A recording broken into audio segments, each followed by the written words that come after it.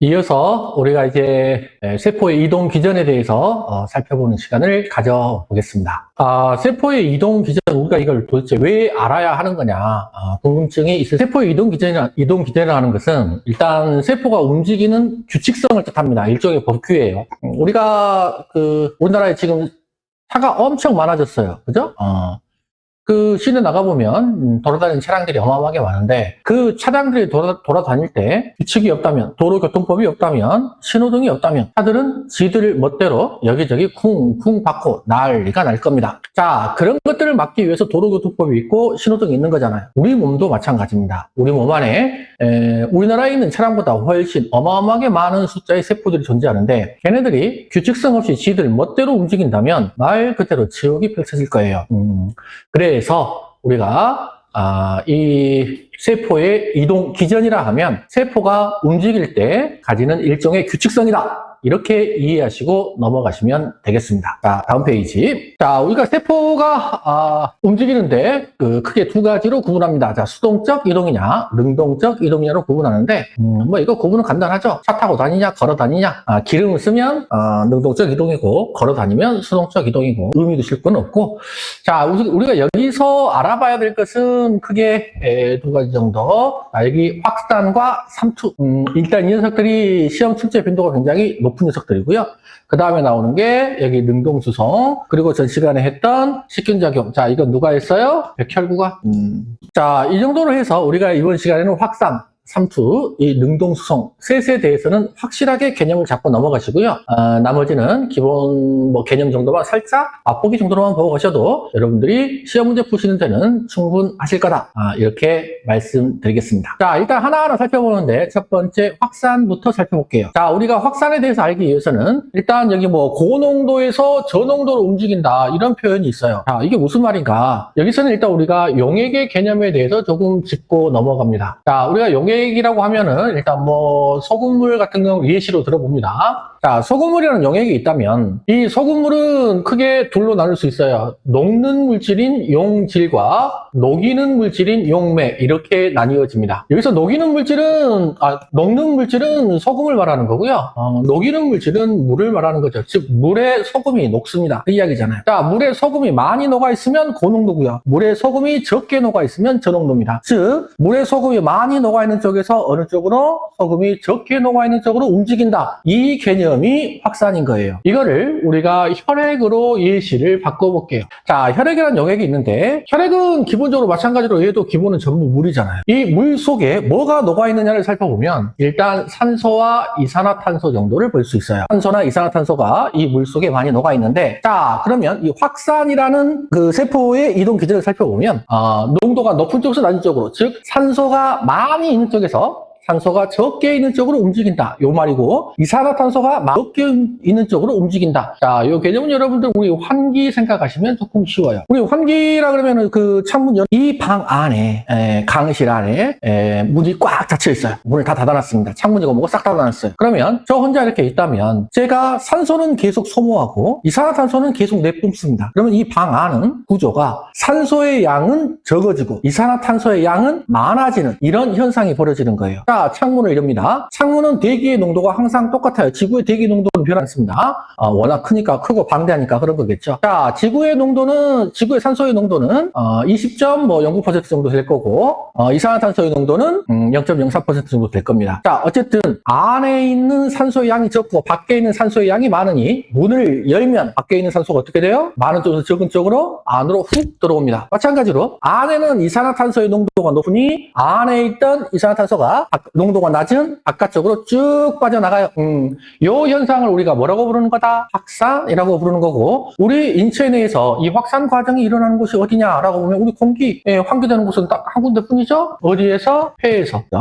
자, 두 번째 삼투라 그러면은 이거는 이제 우리 주로 신장 세뇨관 쪽에서 많이 일어나는 일입니다. 즉 신장 세뇨관 쪽에서 수분을 재흡수할 때 일어나는 과정인데, 이 부분에 대해서는 우리가 비뇨기를 나중에 따로 살펴보면서 더 자세하게 설명을 드리더라도 일단 삼투라는 기본 개념에 대해서 조금 설명을 드려볼게요. 이거는 저농도에서 고농도로 움직인다. 즉 물에 소금이 적은 쪽에서 어느 쪽으로? 많은 쪽으로 움직이는 거다. 이 이야기잖아요. 여러분들 배추 절이는 거 생각하시면 조금 이해가 쉬우세요. 배추를 우리가 김치 담을 때 배추를 소금에 절이잖아요. 소금을 몽땅 때려 붓습니다. 배추에다가. 그러면 배추 안에는 기본적으로 배추라는 세포 안에는 세포 내에 물이 수분이 꽉 차 있어요. 우리 인체 몸 안에 수분이 꽉 차 있듯이 배추라는 세포 안에도 수분이 꽉 차 있습니다. 근데 거기다 뭘 부었어요? 지금 소금을 부었어요. 그러면 세포 바깥쪽은 뭐가 많아진 상태? 소금이 많아진 상태. 즉 고농도가 됐고 배추 안은 지금 똑같은 그대로 상태니까 소금의 농도가 일정해요. 즉 저농도에서 고농도로 전환한다고 했으니 여기 배추 안에 있던 수분이 어느 쪽으로 이동해요? 바깥쪽으로 빠져나가 버리는 거죠. 그게 삼투예요. 그게 삼투. 자, 이 현상을 생각을 해보면 배추가 이렇게 물이 쭉쭉 다 빠져가지고 흐물흐물해지는 현상. 이게 우리가 뭘로 체크해 볼 수 있는 거다? 현상으로 알아볼 수 이렇게 말씀드릴 수 있습니다. 자, 뭐 여과라는 건 눌러가지고 걸러내는 거다. 여러분 커피 걸러내고 하는 거 전부 여과입니다. 자, 그 다음 중요하게 보셔야 되는 게 능동수송 개념인데 이게 말이 좀 어렵게 적혀 있어요. 자, 경사 역행, 농도 경사 역행 이동 이게 뭔 말인가 싶어요. 그죠? 이거는 에너지가 있는 쪽에서 농도가 낮은 쪽으로 높은 쪽으로 힘으로 밀어 넣는다. 뭐 이런 개념으로 이해하시면 되는데 어디서 일어나냐면 소장에서 주로 일어납니다. 자, 우리 소장을 보면 소장 안쪽에는요. 우리가 육모라고 부르는 자그마한 털들이 좀 나 있어요. 불러요? 육모. 자, 육모라고 부르는 이 작은 털들은 영양소를 흡수하는 애들입니다. 우리가 음식물을 섭취했고 그 음식물 속에 들어있던 영양소들을 어디로? 여기 육모 속으로 힘으로 밀어 넣습니다. 요게 우리가 능동 수송이라고 부르는 건데 이거는 뭐 생각하시면 되냐면 자, 우리가 서울에 가서 만원 지하철을 탔어요. 자, 지하철 안에 이렇게 탔더니 사람이 너무 많아가지고 지금 들어갈 수가 없는 거예요. 그래서 뒤에서 안전요원분이 있는 힘껏 밀어 넣습니다. 사람들 있는 힘껏 밀어 넣어가지고 기어코 다 태웠어요. 자, 그렇게 기어코 다 태웠다면 그게 뭐의 개념이다? 능동 수송의 개념이다. 자, 안전요원이 뒤에서 힘으로 밀었죠? 에너지가 발생했고요. 자, 지하철 바깥에 사람이 줬고 지하철 안은 꽉 찼습니다. 즉 농도가 낮은 쪽에서 어느 쪽으로? 높은 쪽으로 움직인 개념이에요. 그래서 우리가 이걸 역행 이동이다 라고 표현하는 거고요. 농도가 낮은 쪽에서 높은 쪽으로 이 경사라는 건 힘을 많이 에너지를 써서 오는 거다. 이런 개념으로 이해해 주시면 됩니다. 다음으로 우리가 백혈구는 식균작용한다. 이번 시간 우리가 깊이 있게 아주 심도 있게 살펴봤던 개념이고요. 자, 포음작용이라고 하면 액체 성분의 세포 내 흡수다. 이것도 아까 그 삼투 저 과정하고 유사한 내용입니다. 자, 여기까지 우리가 기본적으로 세포의 이동 기전에 대해서 간단하게 살펴봤고요. 여러분들 여기서 꼭 잊지 말고 가셔야 되는 거 확산, 삼투, 능동수송 이 삼형제는 꼭 체크하고 넘어가시는 게 좋겠습니다. 자, 그리고 다음 페이지로 넘어갈게요. 여기 보시면 이제 물질 이동 기전의 임상 사례 해가지고 써놨는데요. 아까 이제 뭐 삼투는 신장 세뇨관이라든지 우리 뭐 확산은 폐에서 폐포에서 일어난다든지 여거 아까 걸러내는 건 우리 신장 사구체에서 걸러내는 거 이런 것도 마찬가지로 우리가 비뇨기에 공부하면서 다시 한번 정리할 거니까 지금 이 시간에는 이런 게 있구나 정도로 가볍게 풀고 넘어가십니다. 처음부터 너무 스트레스 받으시면 공부하기 힘들어요. 자, 다음 페이지로 넘어갑니다. 자, 세 번째로 보시는 게 이제 우리가 세포 분열과 항상성입니다. 항상성은 저번 시간에 했던 거 이번에 이제 다시 한번 복습해보는 차원에서 살펴볼 거고요. 그 다음에 우리가 이제 이 시간에 보는 것은 세포 분열에 대해서 좀 더 깊이 있게 알아볼게요. 자, 세포 분열이라고 하는 것은 기본적으로 하나의 모세포가 있고요. 이게 이제 두 개의 딸세포로 분열되는 현상을 말합니다. 자, 얘를 우리가 모세포, 엄마세포라고 부르는 거고요. 자, 그 옆에 녀석을 우리가 딸세포라고 부릅니다. 아들세포가 아니네요. 아무래도 아들보다는 딸이 더 좋은 모양입니다. 자, 하나의 모세포가 이렇게 두 개의 딸세포로 분열이 되는데 이 과정을 우리가 세포 분열이라고 하고 이 과정이 여기 간기에서부터 어디까지? 여기 종기, 말기까지 진행되는 것 우리가 이거를 세포 분열이라고 말해요. 자, 그럼 여기서 하나씩 사볼 때 자, 간기, 전기, 중기, 후기, 종기 여기를 잠깐 분할해 놓고 가시는데요. 자, 저기에서 간기라고 하는 것은 이 모세포가 두 개의 딸세포로 분열될 순간에 이 딸세포와 모세포의 크기가 같을까요? 다를까요? 당연히 다르죠. 아이를 막 출산했을 때 그 아이의 키가 엄마하고 똑같진 않잖아요. 아주 작고 귀엽습니다. 그 아이가 시간이 지나서 성장하는 거지. 처음부터 낳자마자 아이가 어른만큼 키가 크진 않죠. 이 세포들도 똑같다는 이야기예요. 이 모세포가 두 개 딸세포로 분열되면 이 딸세포의 크기는 아주 작습니다. 이 딸세포가 누구만큼, 모세포만큼, 엄마 세포만큼 커지는데 걸리는 시간, 그걸 우리가 뭐라고 부르냐면 간기라고 불러요. 그래서 우리가 간기를 다른 말로 성숙기라는 표현도 씁니다. 자, 그래서 실질적으로는 간기가 세포 분열이 일어나는 건 아니에요. 자, 세포 분열은 여기 전기에서부터 일어난다. 이렇게 보시면 되겠는데, 자, 이 전기부터 종기까지 분열되는 순간에 있어서 요거를 하나하나 외우려 하지 마시고 이 그림을 보고 이해해 주시면 조금 더 편합니다. 자, 여기 반짝반짝 보이는 녀석 있잖아요. 자, 여기에서 이렇게 반짝반짝 보이는 녀석, 우리가 이 녀석을 뭐라고 부르냐면 중심체라고 부릅니다. 자, 그리고 여기 파랗게 꼬물꼬물 보이는 녀석들이 있어요. 자, 우리가 이 녀석들이 뭐라고 부르냐면 염색체라고 불러요. 말하는 DNA니 뭐니 하는 그런 인체에 대한 정보들이 전부 이 염색체 안에 들어있다라고 보시면 됩니다. 자, 염색체의 개수는 기본적으로 22쌍의 상동 염색체와 남성의 경우에는 XY, 여성의 경우에는 2개의 성염색체가 존재하죠. 22쌍이라고 했으니 44개. 자, 성염색체 하나, 둘, 2개 더하니까 염색체의 개수는 몇 개예요? 총 46개의 염색체가 존재합니다. 자, 이 46개의 염색체가 둘로 23개씩 나눠질 거예요. 분열돼야 되니까 2개로 나눠질 건 2개로 나눠지려고 보니까 이거를 유치원생으로 치환해서 생각해 봅니다. 자, 총 46명의 유치원생이 있는데 그 유치원생들 보고 23명씩 갈라져 봐 이랬어요.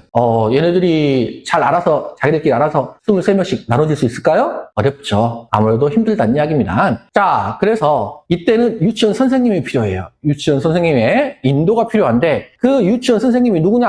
요 중심체입니다. 자, 이 중심체 유치원 선생님이 양쪽 끝으로 가요. 양쪽 끝으로 갑니다. 유치원생들 가운데서 그냥 놀고 있고요.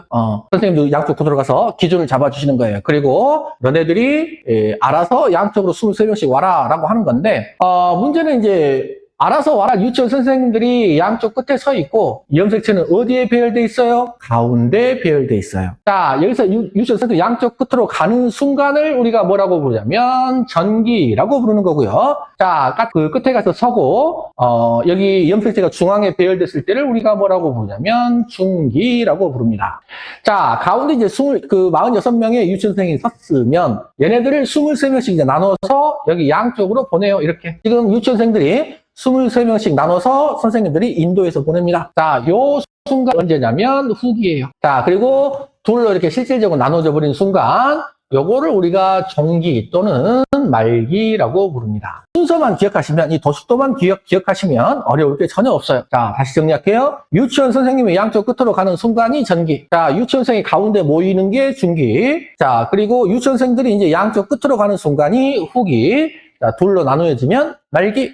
이렇게 기억하시면 이 그림 자체를 여러분들이 머릿속에 떠올리시면 순서를 기억하시는 게 어렵진 않으실 거고요. 그 중에서 이제 우리가 시험 대비니까 시험 문제 나오는 녀석에 대해서 체크해 보셔야 돼요. 그 중에서 제일 잘 나오는 녀석은 요 중기입니다. 이 중기가 시험에 제일 잘 나오는데, 자, 어떤 면에서 제일 잘 나오느냐? 아까 염색체가 어디에 배열된다고요? 가운데 배열된다고요. 그래서 이 시기가 염색체를 관찰하기에 가장 좋은 시기입니다.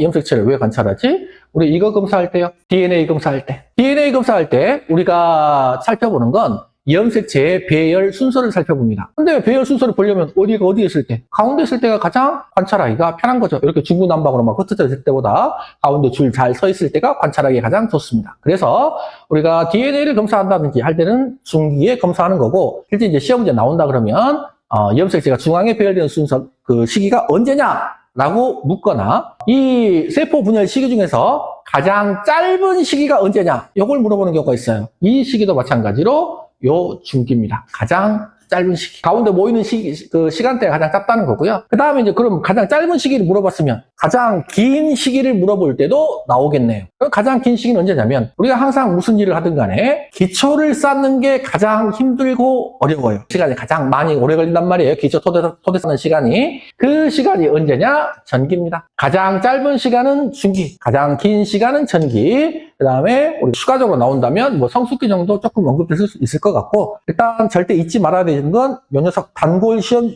출제 문제는 요 중기가 되겠습니다. 감기부터 종기까지 요 순서를 물어보는 경우도 간혹 한두 번씩 나오곤 했는데요. 자, 감기, 전기, 중기, 후기, 종기. 자, 여기 헷갈리시는 분들이 간혹 나와요. 여기 종기하고 후기를 바꿔놨더니 틀려버리시는 분들이 간혹 나오는데, 이건 이렇게 생각해 보세요. 우리가 전, 중, 후 또는 뭐 전후 이런 표현을 쓰지만 그 표현은 안 쓰잖아요. 그죠? 그래서 여러분들 입에 익숙해지기만 하시면 됩니다. 전, 중, 후 또는 전후 요 개념만 이해하시면 요거 순서 틀려가지고 틀리시는 경우는 없을 거다. 자, 그 다음에 이제 마지막으로 하나만 더 짚고 넘어가자면, 자, 이 세포 분열은 언제까지 일어나는 거냐? 이 하나의 모세포가 두 개의 딸세포로 분열되는 과정이 과연 아이가 성장할 때만 일어나는 것이냐? 아니면 죽을 때까지 일어나는 것이냐? 그 부분에 대해서 조금 살펴보고 가셔야 됩니다. 자, 이 세포 분열이라는 건요, 죽을 때까지 계속 일어납니다. 왜? 세포 분열이 안 된다는 것은요, 더 이상 새로운 세포가 생기지 않는다는 것은 제가 이미 사망했다. 뭐 그런 이야기가 되는 거죠. 우리가 노화 과정이라는 의미가 새롭게 이 세포라는 것도 각각의 수명이 존재해요. 어제 저희가 공부했던 것을 생각해 보면, 백혈구 같은 경우 보통 한 7일에서 10일 정도 수명이 존재하고요. 적혈구 같은 경우 수명이 약 120일 정도 된다. 이렇게 말씀을 드렸습니다. 그러면 120일이 지나면, 백혈구가 죽는 거잖아요. 그럼 어떻게 돼야 돼요? 새로운 백혈구들이 제 몸 안에서 만들어져요. 그렇잖아요.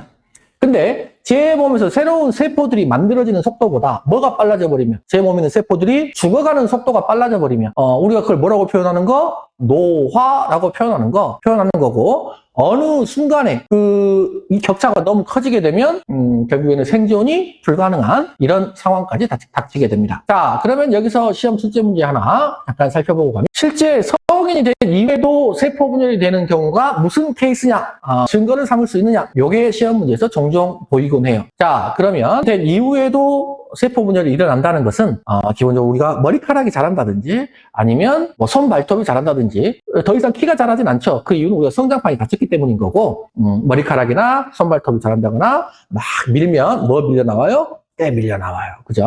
이런 것들이 전부 세포 분열의 증거다. 그죠?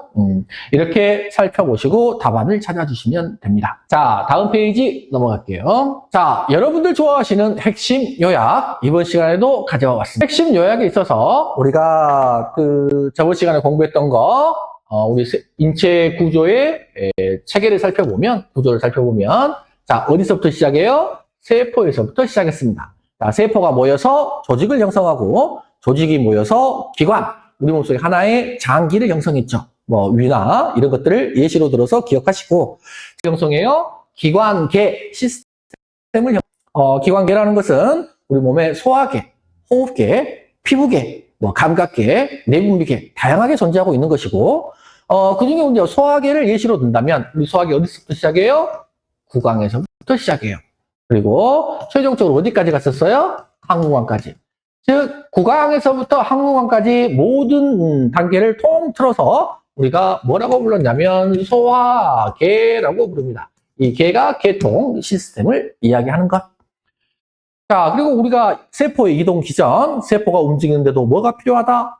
규칙성이 필요하다. 그 규칙성 중에서 우리가 확산, 삼투, 그리고 능동, 수송, 요 정도는 우리가 꼭 살펴보고 가셔야 된다. 그리고 장기 기억해 주시라고요. 확산은 우리 인체 몸 안에서 폐에서 주로 많이 일어났고요.